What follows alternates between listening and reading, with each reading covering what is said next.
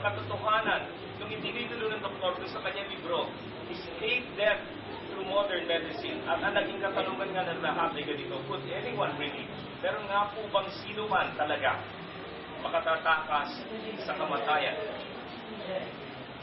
At ang sagot po sa tanong na yun, alam na natin lahat no?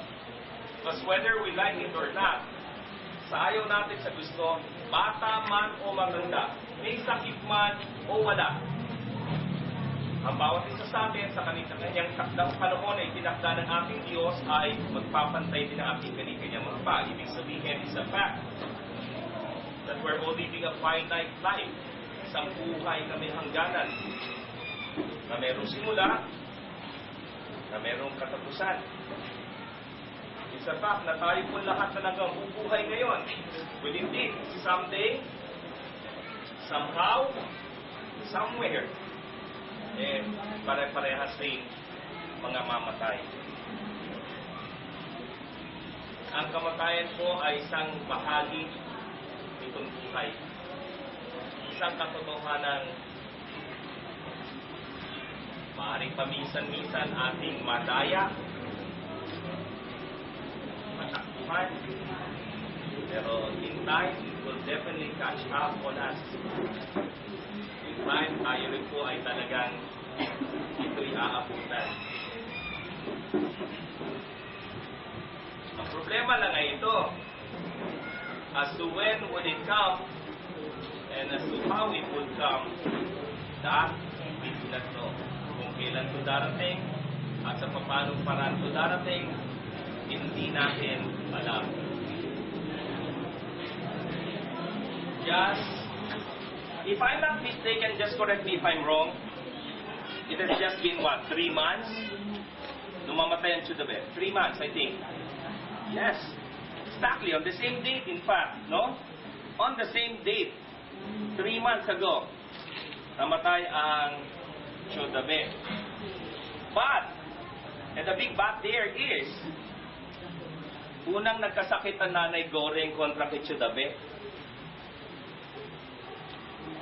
Wala pa tayo sa hinagap na kung ano man meron ng Chudabe, alam na natin si Nanay ay may diferensya na. That's because she was paying the price for being sobrang masipag nung araw. Sa kwento ng aming ama, and if there's anything that our father was telling us about your family, sa kalagayan ng mga magkakapatid na to, Nanay Goreng, ang Chaulet, no? Ang kasipagan, ang inang Maming, ay ang kasipagan, talaga naman, no? Sabi niya, pwede niya raw ihanay ang sarili niya sa kasipagan sa magkakapatid na yan. Dahil yung mga yan ay talaga naman, kung kasipagan rin lang ang pag-usapan sa punto ng pagtitinda, ay nako, sabi ng Papa, maaga pa yung mga gising na, talagang ng yung kanilang kabuhayan ay naasikaso na. But the thing is, mahirap rin pala yung sobrang masipag. Kumbaga sa kalagayan ni Papa, ang kwento niya, as he would like to compare himself to a candle, nagsindi ng 2 dulo. Okay, nagliwanag ang buhay, okay. Lumaki ang kabuhayan, but ang kabayaran, ang expense ay of course, yung kalusugan, yung health, no? Maganda sanang na-enjoy ni Nanay Goreng yung fruits ng kanyang labor Isipin pa na naging ganito kalaki ang, di ba? Ang kabuhayan ng pamilya dahil pati naman yung mga anak masisipag din, maging sa hanay ng iba sa inyong pamilya at angkan. No? Kaya lang, the thing is, she got sick. And it's been what? Ilang taon na may sakit si Nanay? 6 years. And honestly, that's a long time to get sick. A very long time to get sick. The fortunate thing about her is that she has a family who cares. The fortunate thing about Nanay getting sick is meron siyang pamilyang sa kanya ay talagang nagmamahal, at talagang nag-aaruga. Mga anak na talagang iga nga tumataw na ng utang na loob sa kanilang magulang. But in reality, hindi lahat kagaya ninyo. No? And for someone to get sick that long without someone caring, kaya actually humaba yun at tumigil dahil sa pangangalaga niyo, I'm sure. It's not just because of the doctors. It's not just because of the medicines that she's taking. Most primarily, definitely yan is because kaya humaba pa ang buhay ni nanay pagamat may sakit siya. It's because she has a family who cares, who loves her just as much as she loves them. Di po ba? So, giving credit to whom credit is due, really, pinararangalan ko rin ang pamilya for being so patient and for being so alam nyo, mahirap magkaroon ng kapamilyang ganito ang sakit. Si nanay, from the stories that I've heard, sabi, umaawat ng taxi yan dyan sa labas, magbibihis yan. Umaawat ng taxi dyan para hanapin yung bahay. At minsan sinakay pa ng Kuya Openg dahil pinatulan nga ng Kuya Openg dahil yun, di hinanap ang bahay nagalit pa dinililigaw rin siya. You know, it takes a lot of patience, love and understanding for the family to have someone get sick with that kind of sickness. Hindi po biro yun. Ha? And I have heard stories as well na minsan nananakit din ng nanay. And you know, on our part, what can we do but to be as patient as we can, to be as tolerant as we can, for we know that she's sick and she's not that well, and for we know that the reason why she's sick is because of everything she did in the past for us, no? Kaya nung malaman ko na namatay si nanay, yung kay Chudabe, talaga kagulat-gulat yun eh. No? Although somehow, yung extension na binigay kay Chudabe, mahaba na rin naman yung 2.5 years. Sa amin, 3.5 with the same kind of sickness, liver cirrhosis. Our mom lasted for 3.5 years, si Chudabe 2.5. Tapos si nanay, 6 years. And to think, ang age gap ng difference ng Chudabe at nanay ilang taon?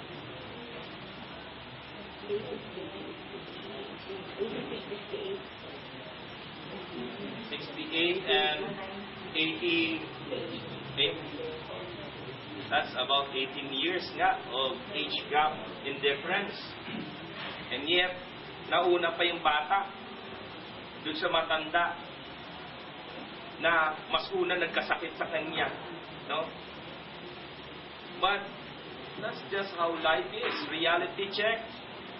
Nobody knows as to how long we would live, as to when we will die, as to how we will leave this world, kung hanggang kailan tayo mabubuhay, kung kailan tayo mamamatay.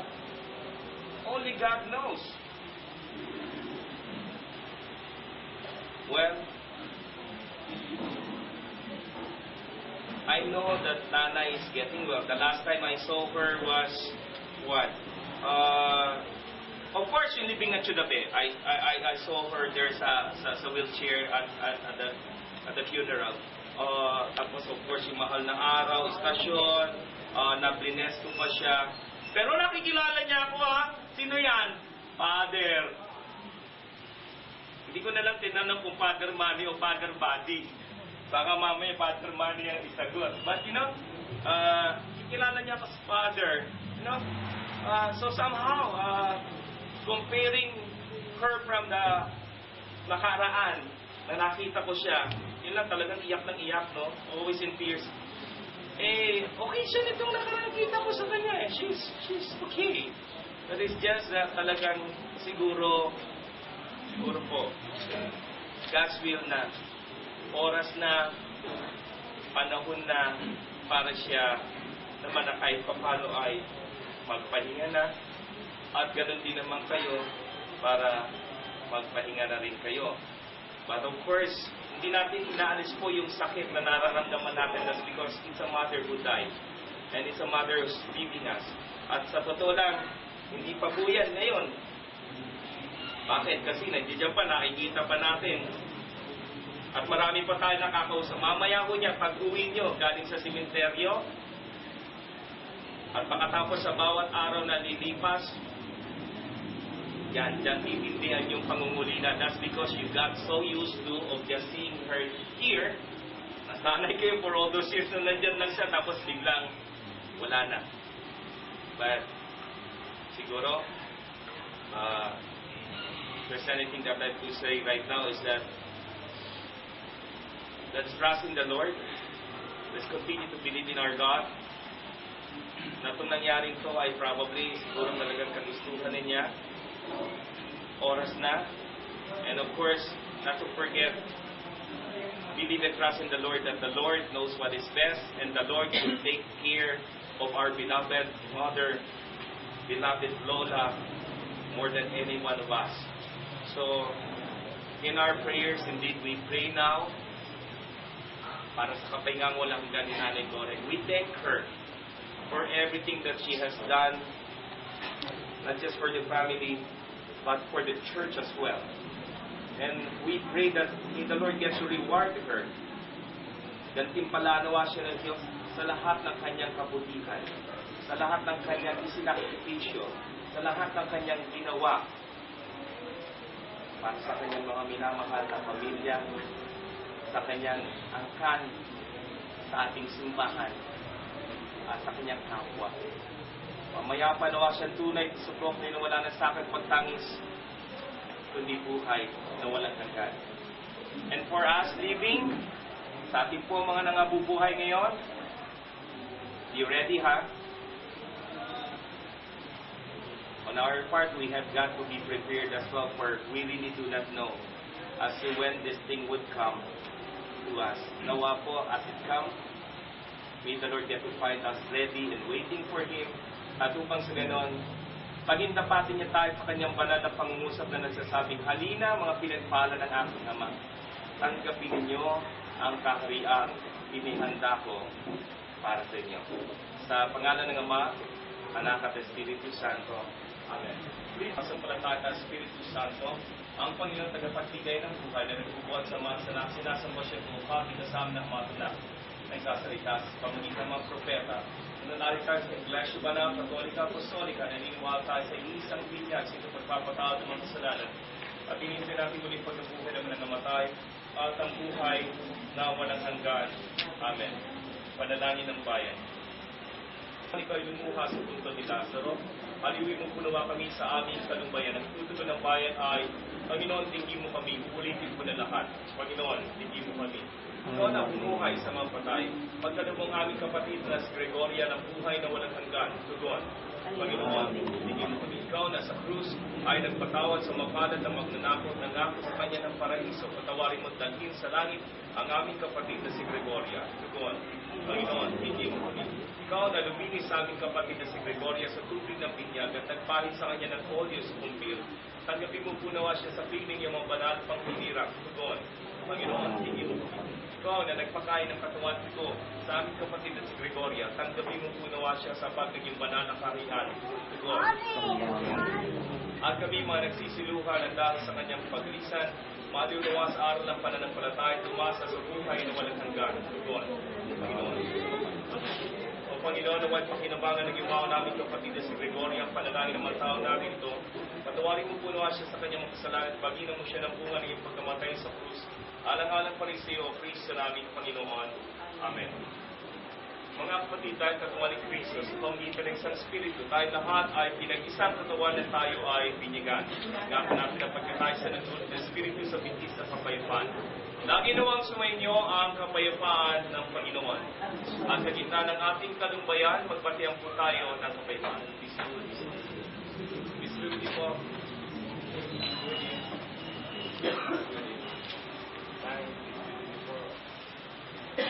Ave Maria Purísima, Mas Requiem et cum Spiritum Tuo. Amen. Ibigay sa Panginoon Diyos, karnarapat sa kanyang pangalan, magdala ng alay, at umaroon sa kanyang pangalan.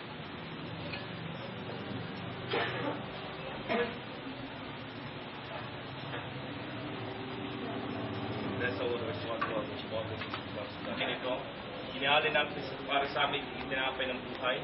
Pagkalipit tatanggap nito yung mapagpulsupikis ng pag-ibigan namin sa pag-aalin ng anak, makapangyarihan ng Diyos na timahal at aming gawa mula sa mga kaloob. Doon ay maging espiritual namin upang kami tatanggap nito yung mapasla at mapaging bago sa ano ang pupiling ko sa iyo. Amen. Paspasan, pakabali mo nawa, Panginoon, ang alin ang gawain pagkalumang tinapay talak at maging karapatan, maging katuwang tuguling anak ng Jesucristo na Panginoon.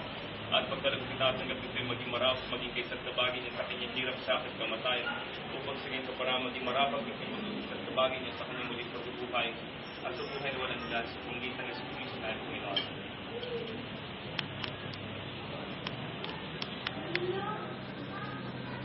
Nakasama lahat ng hermatang, lahat ng kalipunan ng langit.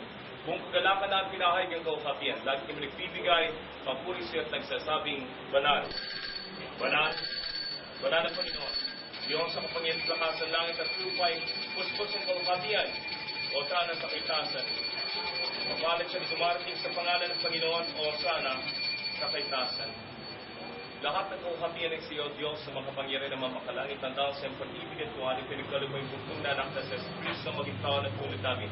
At na nasa matay sa krus para sa aming katutusan. Binigay ginawa sa pamagitan ng minsang pag-aalay ng kanyang sarili, isang buo at ganap na hain para sa buong sanlibutan.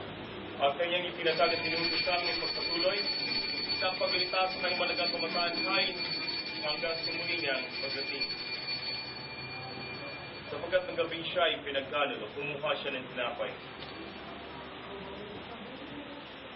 At nang siya makapagpasalamat, ikaw yung pinaras at binigay sa kanyang malagad at sinabing, kunin, kanin, ang aking katawan, pinagkakaluto sa inyo.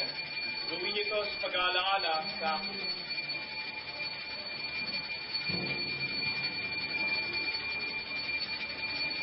Panginoon Francisco, matapos sa hapunan ay kinuha niyang kanin.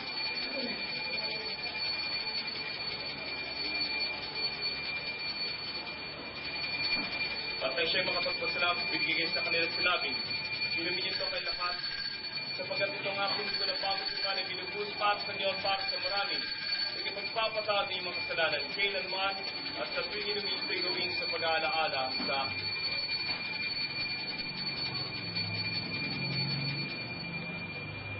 Panginoong ko at Diyos ko, tayo po lahat sa misteryo ng ating pananampalataya, si Kristo ay namatay, si Kristo ay muling nabuhay, si Kristo ay muling darating. Kaya nga Panginoon na mamakalangit, ginaganap na mga panglingkod ang pag-aalalang inutos niya anak sa aming paglita sa kanyang pinagpalang pagpapakasaad at malagang kamatayan, sa kanyang makapangyarihang pagkabuhay na magbulit mo makating pagkakas sa langit, at saan paghintay sa kanyang makating pagbubalik. Kaya minakas ang tinapay ng buwan ng kalis ng kaligtasan, kasama ng mga handog na ito'y iniaali namin ang aming mga sarili.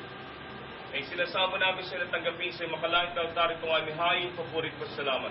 Muling Ama sa pangyarihan ng Espiritu Santo, pagpalain mo at pakabalan ng tinapay at alak, upang para sa ating sa mahal at katawan at guling anak ng Jesucristo na ang Panginoon. Ang lahat ng walang tatanggap ng banal na community magpuspos sa biya at pakalaan sa pagpapala, maging kaysang katawan niya, upang siya ay manahan sa amin kami sa Kanya. Bagamat kami hindi karapat-dapat mag-aalis sa anumang hain, kaya may sinasamo namin silang tanggapin. Ito ang aming tungkulin paglilingkod sa pamagitan ng Kristo na ang Panginoon, sa pamagitan niya, kasama niya, at sa Kanya, sa isang Espiritu Santo. Ang lahat na karagad ko, hatiyan ay sa iyo, o Amang makapangyarihan, ngayon at magpakailanman.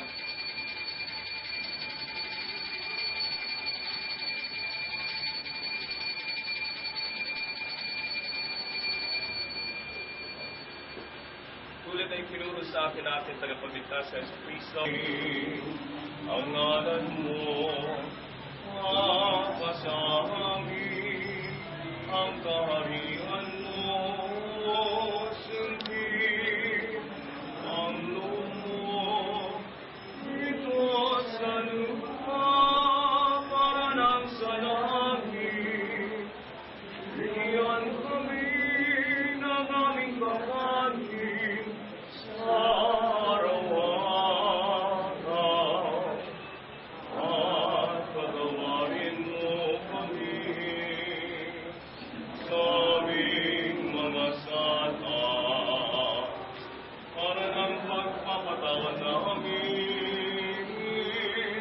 nagkakasala sa amin. At huwag mo kaming ipahin tulad sa tukso.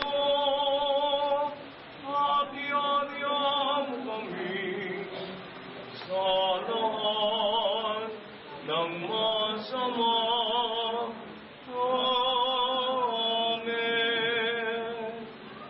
Panginoon, sinasama namin sa niligtas kami sa lahat ng masama at ipagkalugnawa sa amin ng iyong kapayapaan sa panahon namin. Sa tulong na iawalin mo kami sa pagkakasala at iligtas sa ligalig, sa pamagitan pa rin ng iyong anak na si Jesucristo na Panginoon. Magbubuhat na galing kasama mo at Espiritu Santo, isang Diyos, ngayon at magpakailanman.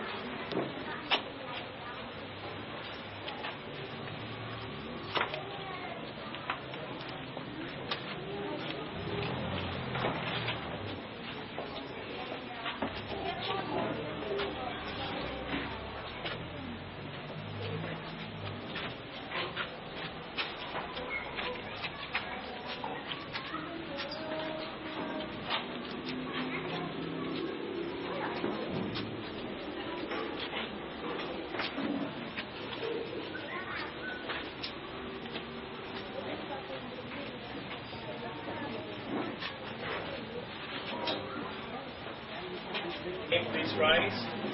O Panginoon Diyos, itinatag ng anak, ang sakramento ang kanyang mahal na katawan at dugo upang maging baon namin sa paglalakbay patungo sa langit. Gawin mo naman ang sabisa ng sakramento itong aming kapatid na si Gregoria ay makarating naman sa hapag na walang hanggan na mananako. Alang-alang pa rin kay Kristo na aming Panginoon. Amen. Let's bow down our heads and ask for the Lord's blessing. Kapayapaan ng Diyos sa di malirit ng buong pangunaw, matatag ingatan kay lahat sa kalumat sa pag-ibig sa Diyos at sa Kanya anak na sa Jesucristo na ating Panginoon. At ang pagpapala ng Diyos na lubos na makapangyarihan ng Ama, ang Anak, at ang Espiritu Santo, naway sumunyag lagi manatili sa inyo, ngayon at magpakilanman. Amen. Sa mga kasalanan, na sa kailaliman kami dumaray sa iyo, Panginoon. Panginoon, pakinggan mo ng aming pihiling. Pakinggan mo mabuti ang pinig ng aming mga pamanhik. Kung ikaw, Panginoon, ang magtatanda ng mga kasalanan, o Panginoon, sino sa amin ang makasusuling? Ngunit ikaw ay may kapatawarang tahagnay, upang ikaw ay pasalamatan. Aming hinihintay ang Panginoon, hinihintay siya ng aming kaluluwa, at sa kanyang salita kami umasa. Hinihintay ng aming kaluluwa ang Panginoon, na higit sa paghintay ng bantay sa umaga, o sang katauhan umasa pa sa Panginoon, sapagkat sa Panginoon ay may kagandahang loob, at kanyang tutubusin ang sang katauhan sa lahat ng kanyang kasamaan. Ipagkaloob mo kay Gregoria, Panginoon, walang hanggang kapayapaan, at sumikat tunga sa kanyang walang katubusang liwanag. Kung ikaw, Panginoon, ang magtatanda ng mga kasalanan, o Panginoon, sino sa amin ang makasusuling? O Panginoon, huwag kang pumasok makipagsulitan sa iyong lingkod na si Gregoria, sapagkat walang malinis sa buhay, maliban na naman kung iyong pinatatawad ang kanyang mga kasalanan. At dahil dito aming isinasamo sa iyo, sa pamagitan makatwirang panalangin ng mga tapat na lingkod, ay huwag mo punawa siyang hatulan upang mabigat, kundi bagkus sa tulong ng iyong biyaya, siya na natatakan ng tanda ng Santisima Trinidad, maging dapat papabilang sa mga itatanggap ng mabigat na kaparusahan. Kung nabubuhat na galing kasama ng mga Espiritu Santo, isang Diyos sa lahat ng panahon na mga panahon, siya nawa. Liberame Domine, Demo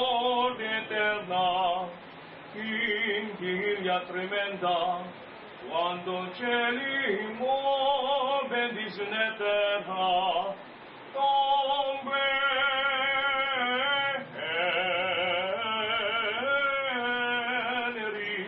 giudicare seculum perigen, emen factus omega temeo, dum discusio venerit, occhi ventura ira, quando cieli bendice in terra, disilia dieserei, calamitatis et miserei, dies magna et mamarabalde, tombe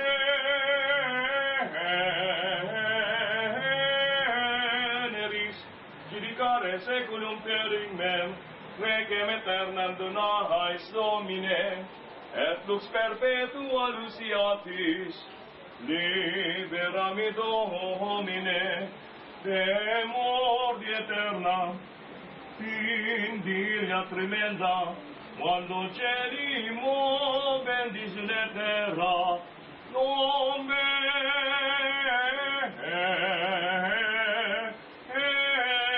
veneris giudicare